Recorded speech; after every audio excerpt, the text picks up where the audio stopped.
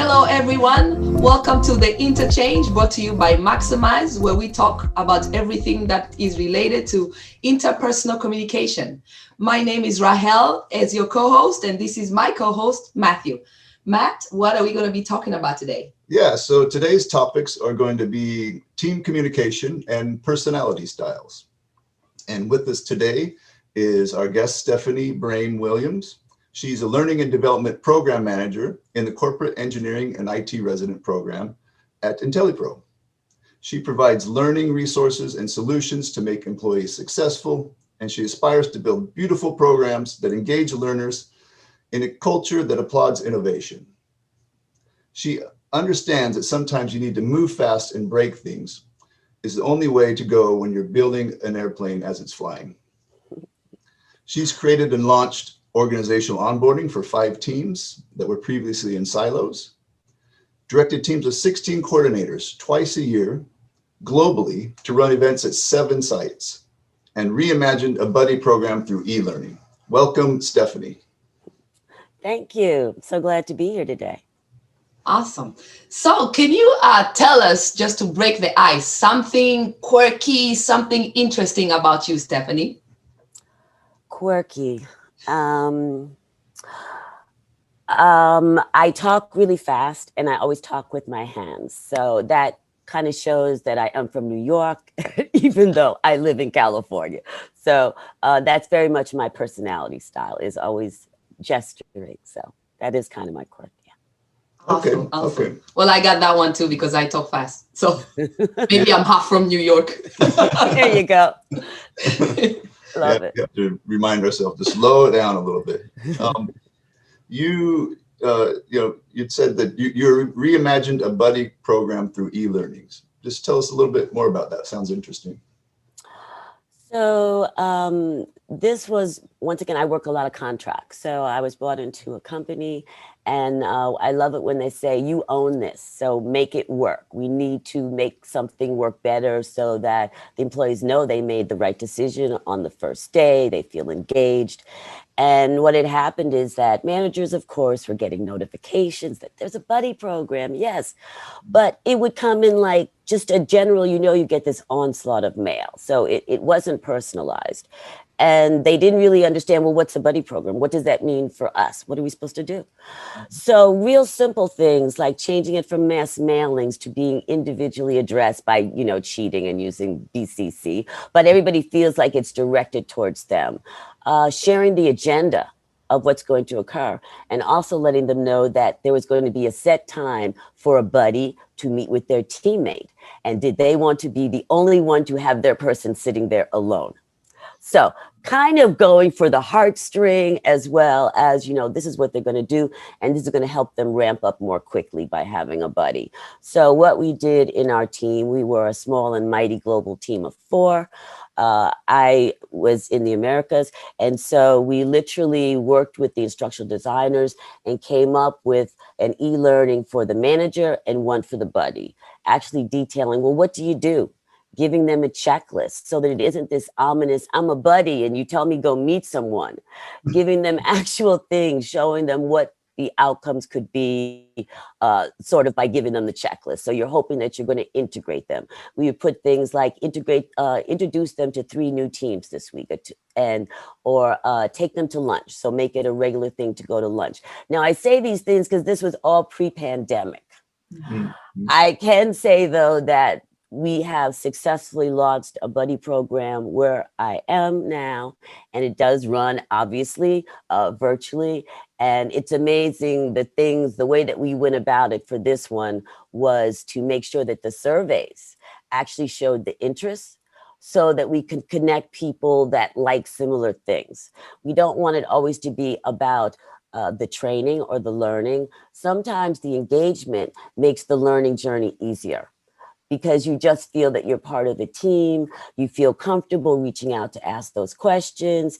And those are all of the experiences that really make a new hire feel part of that team, start to really know what the culture is about, and feel enmeshed in it, which is what we always try to do.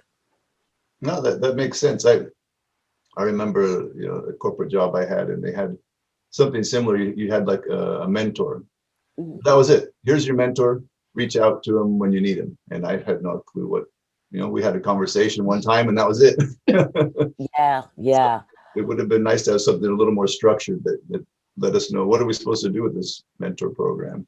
Yeah, probably they're dealing with the same thing. I don't know what to do with you either. like, like Yeah, you said. right. Yeah. It's like, it's just, and it seems overwhelming. And I loved it because just by giving them that simple checklist, so to speak, and just some basic information, then all of a sudden I would smile because 3 months later, I would see people who I had onboarded and now they were the buddies. They're Mhm. Uh-huh. working, they're working on small teams. So it isn't like there was a long period of time they had to be at the company before they were thrown into that role. And that's why it also was so important that there were things that they could refer to find out what it meant. It made it such an easy way for them to just be able to take on the role. And plus, they had the added advantages of understanding the roadblocks or where they felt uncomfortable asking a question. So they could share those experiences with the new hire. So once again, we're having touch points so they're feeling engaged and really feeling part of that team. Oh, that's great. That's great. I mean, having mentors is super important and very helpful. I wish I had more mentors throughout my career. Yes. We as entrepreneurs, we did an accelerator program in the fall where we had lots of mentors from finance and business and legal, and man, they helped us so much. That 1 hour you spend with them is worth maybe 20 years of knowledge that I would never have been able to acquire. But I think the mentality was also that, I mean, we had opened businesses before and we knew what a mentor is, but it was one of those of, and what do we do with that? Because we did join some things Yeah. where they were mentors, but we're like, so what am I supposed to ask them? Because how do I ask something I don't know what I'm supposed to be asking? I don't know what I don't know. And so they're Exactly. probably like, I don't know what you don't know, so I don't know what to tell you. So, Yes, yes, yes. And that's why you need a checklist. And plus, though, just to be clear, there is a difference between a buddy and a mentor.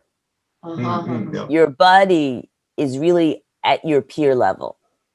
A mentor, as it suggests, is someone who already has tenure and has experience in that area that can give you a longevity of what it means to be in that role. And hopefully the mentor also has the role that you want to move into so that there's a clear line of a succession path. It isn't, if you're just seeing someone and there's a list of questions, it isn't as helpful if they're not in the area that you're trying to get into.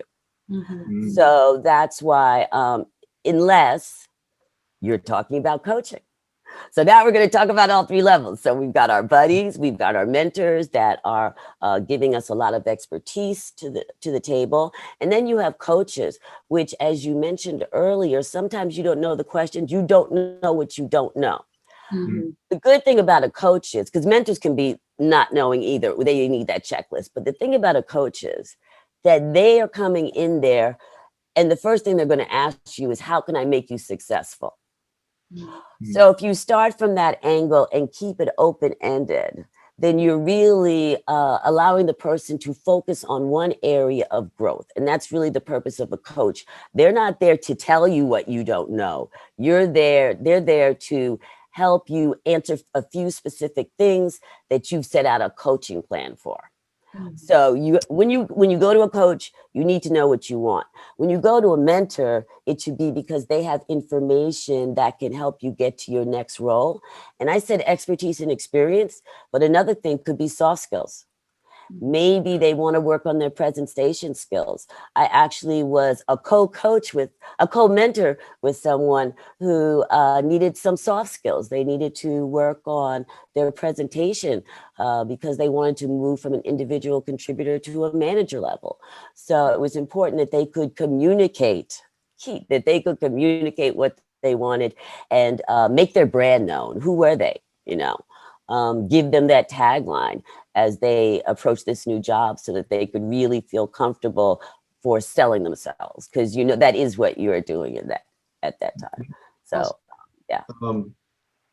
And in terms of kind of go back to the topics of team communication and personality styles, what you mentioned part of the buddy program was matching these people up. What types of questions did you ask to help look at those personality styles? Well, it was definitely about like games, like what are your hobbies? That was a big one because they were really matching them. If we had somebody who loves VR and somebody else who loves puzzles, we don't want to put them together unless there's a puzzle in VR. So Oh, so we were trying to think of common interests because at the end of the day, there was a team that was helping them answer the learning questions. So we wanted them to have that engagement level and have it be more personal. So that's why we really were honing in on those things that showed that they could be a good fit to have a regular conversation, and it didn't have to be on a specific topic. We thought that that would be because we thought that if you can talk to somebody about something that entertains them and engages them, then it's going to be so easy to ask them that question about work because now you feel comfortable. You're in that psychological safety zone. So, yeah. no, no, I agree. Yeah, when it's light and comfortable, yeah, there's not so much pressure on it, and you, I think you bond more when you're in that kind of zone. Absolutely. And so, have you worked with other, with personality style tools? There's like Myers-Briggs, DISC, and what's your experience working with those? Um, I know that companies love them personally. I've taken some that I go like, yes, they're spot on. But I I have mixed emotions though about that being a tool you use to hire people because you could miss a key thing. I don't think that would necessarily be good for diversity and inclusion. I can't tell how things would be interpreted from those tests. I have found though that Myers-Briggs might have been a little bit spot on. I like Enneagram, and I don't know if you've heard of it, but it really goes for your work style. And I love this because one company, they had the whole team did it, and then they actually took pictures of themselves, put it on a chart so that everybody could see their work style. To me, that's actually taking something that they've learned and actually using it. To me, the tests aren't good if you're not using them for something. Absolutely. Okay, so I believe that that's why I guess I hesitate on that because I believe you should always have a reason for doing it. And so many times I see people just giving the test and you don't know why or what they're doing with the information. So I just say that as a caveat that to me, it's really important that you can actually see the outcome that you look at the work style and then you can appreciate, oh yeah, that's why it didn't work in that conversation. I should have been approaching it from that way. So you get to think about crucial conversations. How can you do those better?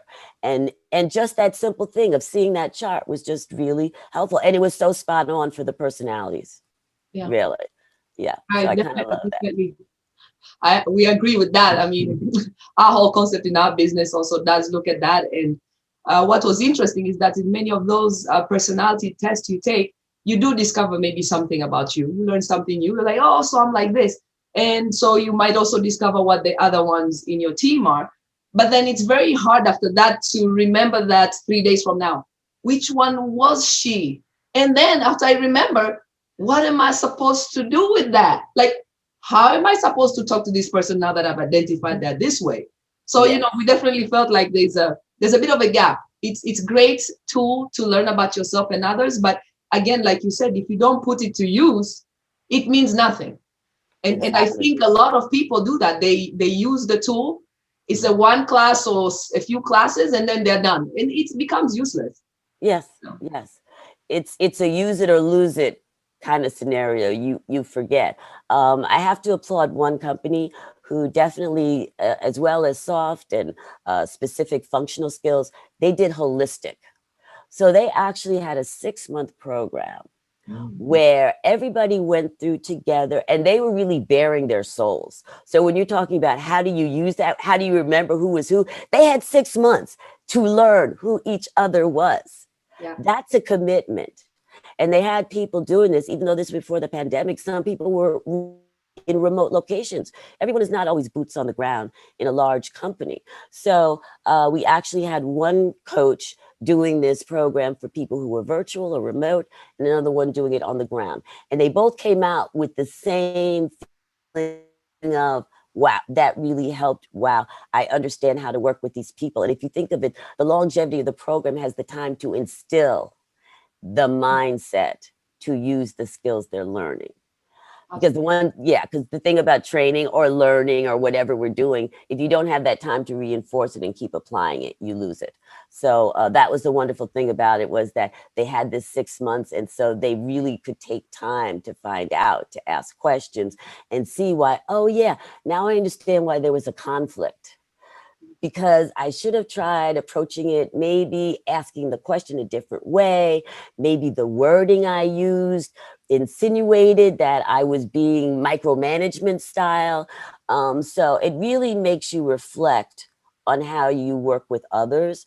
So I really applaud that they could have that longevity and that people also kept that commitment to do it. Yeah, no, it sounds great.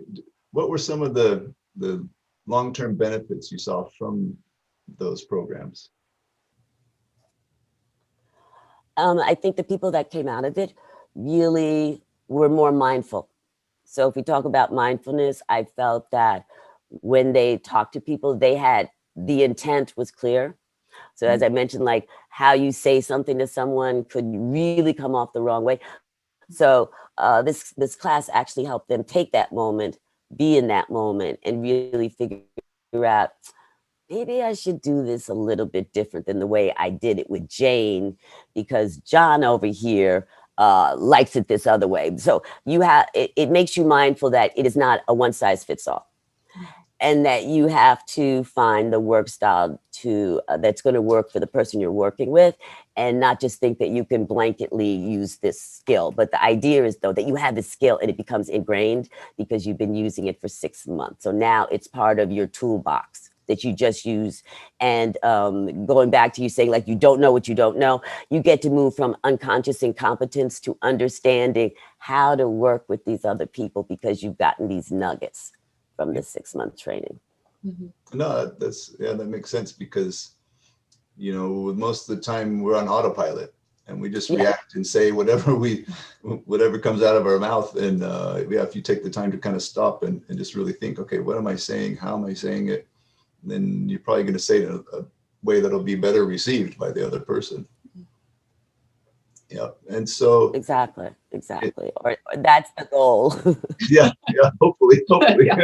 Yeah, I think I mean, there's so much, especially this past year with the political environment, and a lot of people are saying a lot of stuff without thinking about it. So I think we all needed to stop a little bit and think before we speak. Yeah. Yes. What a wonderful world. Yeah. So, in terms of team communication, what are your experiences there? Have you worked with teams? What have you seen? I've seen that there's so many different personality styles. That's just so key. And I've learned that, yes, you really do have to work according to how that style is. I work with some people who are they're very structured. I love this. It's like everything is documented. You can see everything right down to the bullet. But I want to tell you the story so that you understand why I made the decision. They don't want to hear the story. They just want to hear what is it? They don't need to know how you got there. They just want to know bottom lines. Then there's other people who do want to know the story to make sure that they have the right context to make decisions. So, and then other people, let's say they're new to something. Some people really need for you to let them explore and make the mistakes instead of telling them or directing them. You need to just give them the resources. And that one I found has been the most challenging, because you forget. And it's like, you want to say, like, all you have to do is just go do step A. It'll lead you to step B. And then you have a roadmap. No. Some people learn best by, they have to go through that roadmap and go, what does that mean? I have no idea. And then it's sticky because you didn't tell it to them. They learned it and learned maybe by mistakes, but they still went through the whole process themselves. And that turns out to be the best process for somebody. So I try to stay very in tune to what does the person need versus what are the team dynamics? Because the team dynamics usually work well if you're working well with the individuals. Mhm. Yeah, it's fun. I was just thinking, we have a couple of teenagers, and it seems like when you become a teenager, you want to learn everything by experience. You don't want to be Yes. told anything anymore. You're like, I'm done being told what to do. Let me figure it out myself. Yeah. Yeah. No, and I've just seen that too. It's so amazing because you forget and you say teenagers, it's like, yeah, as far as they're concerned, they're grown, they understand. And come on, they have the internet and they have everything. They can just Google it. So why shouldn't they know more than you? They probably Googled it 5 times and and have the whole, have written out a whole book on what it is. And you don't even know. It's like, do you TikTok? Okay. So when were you last on Snapchat? Okay. So it's like you don't talk the same language. It's like if you're just on Facebook, you are not their friends. Okay. You are not in their generation. So just accept it. Yeah, that's true. They're Yeah. like, oh, Facebook, ew, gross. Like, That's Yeah. for old people. Exactly. Exactly. So that's what I'm saying. According to them, you don't know. Because as I said, unless you're TikToking and Snapchatting and Instagram, you're not even on the front line of what's going on and what's being communicated. And notice I didn't say Twitter because that just goes without saying that some people are going to tweet. But it's like, yeah, but the Snapchats and the Instagrams and love my dog things, this is a whole world, a whole infrastructure and geosystem that teenagers have actually built out. So that's their communications platform. That's what they do. So no, I now think we've done the full circle. no, I think it's interesting. I mean, you have all these generations now, more generations than we've ever had in the workplace, and so many different ways to communicate. For for me growing up, I mean, computers were just starting, and everything was handwritten, and you picked up the phone, and then the fax machine came out. That was a big, but now you can communicate in 100 different ways. Yeah, it's amazing. Yeah. It definitely does change things because I remember when I came to the United States the first time, there was no internet, and as far as I know, at least. And so I had to write my mail to my mom in Africa by post. By the time I send her the mail and she gets the message, I am way past that. So I don't even know what she's talking about by then. And then, so by the time we get to the emails, I was like, where have we been? This should have been there a long time ago. Because it would have solved so many issues. Yeah. Yes. Well, this is how we grow. The world grows, we get more techie, and all of a sudden the world is now a community. We've taken that whole global force, and as you said, you could be talking to your mom. So we brought the world together, but now we have to also learn how to communicate with each other, because just because you have the platform doesn't mean that you have the skills. Yes, Or absolutely. Yeah. Yeah, that makes sense because we made the world smaller. You can now reach more people all over the world. But then, as you say, now you really have to know how to, because you're over here in this part of the world, over there, they don't communicate in that way. So these are things you might not have known. Like, for example, with me writing my mail, I trying to write to mail to someone in Asia somewhere, I might not be communicating the right message the right way. So yeah, it's interesting that we become smaller, which means we should pay more attention to, how do we communicate in this world? Yes. Mhm. Yes. And respecting cultures too, because you brought up a great point. I found from surveys that we've taken on satisfaction on the workshops is that we always get great satisfaction from Asia. It's a cultural thing. In America, we're never doing good enough. Huh. An American thing, and depends on where they live in America. Yeah. Very blunt, and Europeans too can be very blunt. So it's very much a cultural thing. So once again, we bring the world together, but we have to be mindful of the cultures when we're working with them. How, do we have to be mindful of some way that they work that's different? It could be as simple as that they all work as a team, so they don't need buddies, because oh my God, they've got 12 people who have decided that they're going to be a cohesive team for this new one. So it's like a village raising a new hire.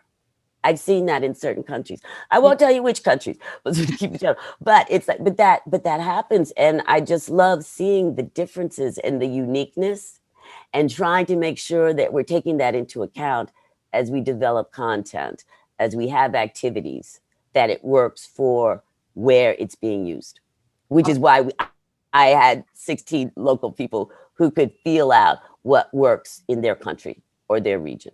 That's smart. That's Absolutely, smart. absolutely. Yeah, that's why they have that context cultures. And so they put that on like a scale. And so you can kind of see where different countries are on the scale of high context to low context cultures.